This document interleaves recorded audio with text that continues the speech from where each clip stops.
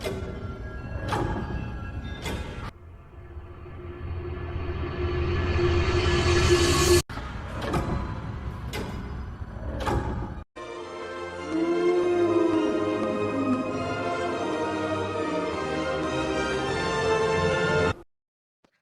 cuties, welcome to my channel Ironic Mess.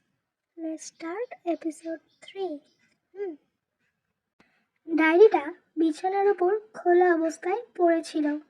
বন্ধ করতে গিয়ে দেখি এই ডায়েরির মালিকের হৃদয়ে বন্দি আমি।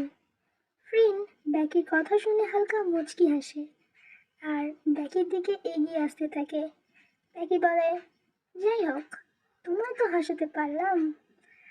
ফ্রিন ব্যাকিকে পেছন থেকে আলতো করে গ্র্যাব করে, অর্থাৎ জড়িয়ে ধরে, বলে, আজকের দিনে আমায় কেউ কোনোদিনও হাসাতে পারেনি, বরং কেউ তো দেখা করতেও আসতো না আমার সাথে। ব্যাকি বলে, সবই শুনেছি আমি তোমার পিএ প্লাস ব্রাদারের কাছ থেকে। ফ্রিন বলে, আমি তো কিছুটা আন্দাজ করেছিলাম যে মার্কই বলেছে তোমায় সবটা। ব্যাকি বলে, এখন চলো তো, কিছু খেয়ে নেবে।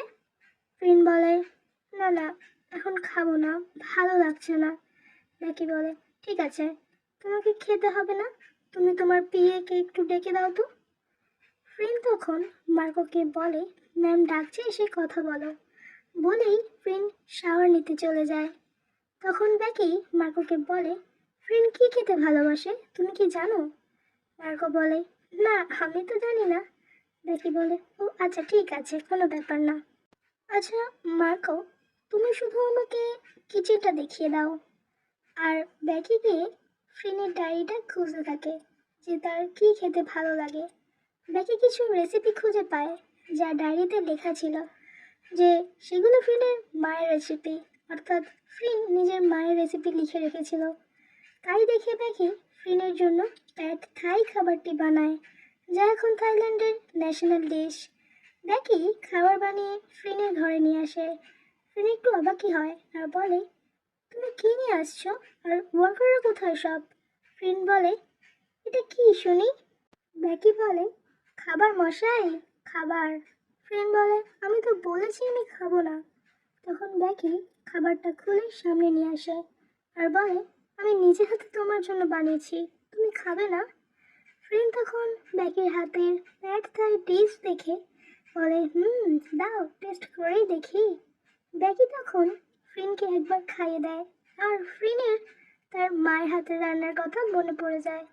আর হঠাৎই আবারও মনের কোণে মন খারাপের মেঘেরা ভিড় করে।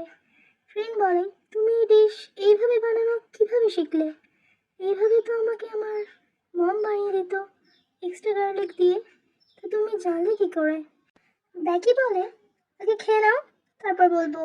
ফ্রিন খেতে খেতে ভাবে, আমি কখনো ভাবিনি মা, তোমার মতো করে রান্না করে আমায় কেউ এইভাবে খাইয়ে দেবে। ফ্রিন ব্যাকিকে বলে, তোমার সাথে আমার কিছু কথা আছে। ব্যাকি বলে, আগে খেয়ে নাও, তারপর শুনবো, নাহলে শুনবো না। তো এরপর প্রায় 2 মাস কেটে যায়। ফ্রিন ব্যাকিকে যে কথাটা বলবে বলেছিল সেটা আর বলে হয়ে ওঠে না। থাইল্যান্ডে ফ্রিনের আরও একটা সারোসা অ্যাসোসিয়েশন গড়ে তোলায় থাইল্যান্ডের সব থেকে বড় মেনশনে ফ্রিনের নিউ অ্যাসোসিয়েশন ওপেনিংয়ে পার্টি আয়োজন করা হয়। ফ্রিনের সমস্ত এমপ্লয়ি সহ থাইল্যান্ডের বড় বড় বিজনেসম্যানরা এবং মাফিয়া গ্রুপের সমস্ত সদস্যরা ইনভাইটেড থাকে। পার্টি ভালোই জমে উঠেছিল। সেই সময় ফ্রিন অ্যানাউন্স করে যে সে তার জীবনসঙ্গীকে খুঁজে নিয়েছে। সেটা আর কেউ না, সেটা হলো ব্যাকি। ফ্রিন তখন ব্যাকিকে নিয়ে আসতে বলে।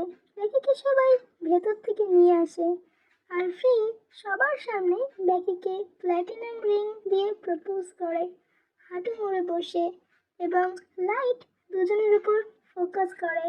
ফ্রিন দেখে ব্যাকি কাঁদছে। ফ্রিন দাঁড়িয়ে ওঠে, ব্যাকির চোখের জল মুছিয়ে দেয় আর ব্যাকিও রিং পরে এবং সবার সামনেই ফ্রিনকে হ্যাঁ সূচক সম্মতি জানায় এবং ফ্রিনের বুকে মুখ লুকায় আর সবাই জোরে জোরে হাততালি দেয়। তখন ফ্রিনের ফ্রেন্ডসরা ফ্রিনকে বলে যে একটু তোমার ওয়াইফকে নিয়ে এই দিকটা আসো তো, তোমাদের দুজনের সাথে কিছু কথা আছে। তখন ফ্রেন্ড বেকিকে গিয়ে বলে, এই যে মাই লিটল ওয়াইফি, একটু এইদিকে আসো তো, আমার ফ্রেন্ডসরা তোমায় ডাকছে। বেকি আর ফ্রিন গেলে ফ্রিনের বেস্ট ফ্রেন্ড নাম বলে, এই যে মিষ্টি কাপল, তোমাদের ফার্স্ট নাইট আরও সুন্দরময় ও আনন্দিত হোক, তার জন্য শুভকামনা। নাম ট্যাপস চকলেট অ্যান্ড প্রোটেকশন বের করে আর চকলেটটা ব্যাকির হাতে দেয় আর ফ্রিনের পকেটে প্রোটেকশন দেয়। ব্যাকি তো লজ্জা পেয়ে ফ্রিনের হাত ধরে আর ফ্রিন নামকে বলে, সত্যি তোমরা পারোস। বেশ কয়েক ঘন্টা পর আমরা সবার খাওয়া দাওয়া শেষ হয়ে গেলে দেখি ফ্রিন নামকে বলে, ওই দিকের খবর কি, লর্ডের উপরে কবে লুট চালাবো আমরা? নাম বলে, আর কয়েকদিন সময় দাও, তোমাকে কনফার্ম ডেট বলে দেবো। আর হ্যাঁ, লর্ডের কিছু লোক বেশ কয়েকদিনের জন্য থাইল্যান্ড আসবে। ফ্রিন বলে, বাহ, ভালো কথা, তাহলে তাদের আর যেতে দেব না, এখানেই ওদের খবর করে দেব। তখন নাম বলে, এখন এইসব বাদ দাও তো, এখন তো তার খেয়াল রাখতে হবে। ফ্রিন বলে, সে তো রাখতেই হবে, আর এখন তাকে ছাড়া আমি আর কিছুই দেখি না। নাম বলে, এই যে মিস্টার, আজ রাতে একটু সামনে কিন্তু, এখানে ফার্স্ট নাইটের কথা বলা হয়েছে। ফ্রেন্ড আবার মুচকি হাসে, আমরা জানি আমাদের বেস্ট ফ্রেন্ডগুলো এইরকমই হয়, একটু এইসব ব্যাপারে বেশি লেগ পুলিং করে। তো আমরা রাতে দেখি ফ্রিন অ্যান্ড ব্যাকিকে, তারা দুজন দুজনকে দেখছে। ব্যাকি আয়নার সামনে চেয়ারে বসে আছে আর ফ্রিন চেয়ারের পেছনে দাঁড়িয়ে আছে। তারা দুজন দুজনের চোখের দিকে তাকিয়ে আছে, মধ্য কথা ওরা দুজনে আই কন্ট্যাক্ট করছে। ফ্রিনের যেন কেমন ফিল হচ্ছে। ফ্রিন ব্যাকির গলার নেকলেস আলতো করে খুলে দেয়, ব্যাকির গায়ে শিহরণ দিয়ে ওঠে। ফ্রিন ব্যাকির হাত ধরে চেয়ার থেকে ওঠায় আর ব্যাকিকে কোলে তুলে নেয়। ফ্রিন তো ব্যাকির মুখের দিকে তাকিয়ে আছে। আচ্ছা তোমাদেরকে বলি, ব্যাকির মুখটা খুবই কিউট আর শান্ত লাগছে, যেন ছোট বাচ্চা। তারপর ফ্রিন ব্যাকিকে বেডে নিয়ে যায়, ব্যাকিকে বেডে শুইয়ে দেয়। ব্যাকিকে শুইয়ে দিতেই ব্যাকি ফ্রিনকে শক্ত করে জড়িয়ে ধরে আর আধো আধো গলায় বলে, ফ্রিন, আমার না ভয় করছে। ফ্রিন বলে, তুমি এখন এই রাজত্বের রানী, এই রাজত্বের রাজার হৃদয়ের পরী, তুমি যদি ভয় পাও তাহলে তো সব কিছুই থেমে যাবে, বিশেষ করে এই রাজত্বের রাজার হৃদয়। তখন ব্যাকি ফ্রিনের মুখে হাত দিয়ে চাপা দেয় আর বলে, আর কখন এরকম কথা বলবে না, মনে থাকবে? আমার প্রমিস করো, আমার যে তুমি ছাড়া কেউ নেই। তখন ফ্রিন ব্যাকিকে আই লাভ ইউ বলে আর ব্যাকি উত্তরে আই লাভ ইউ টু বলে। তারপর আস্তে আস্তে দুজনে দুজনের দিকে এগিয়ে আসে আর কিস করে।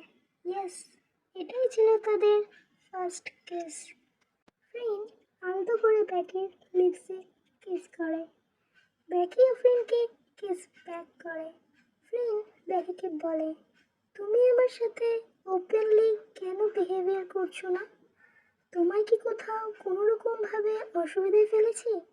মানে ফ্রিন বলতে চাইছে, তুমি কি আমার কাছে আনকমফোর্টেবল ফিল করো?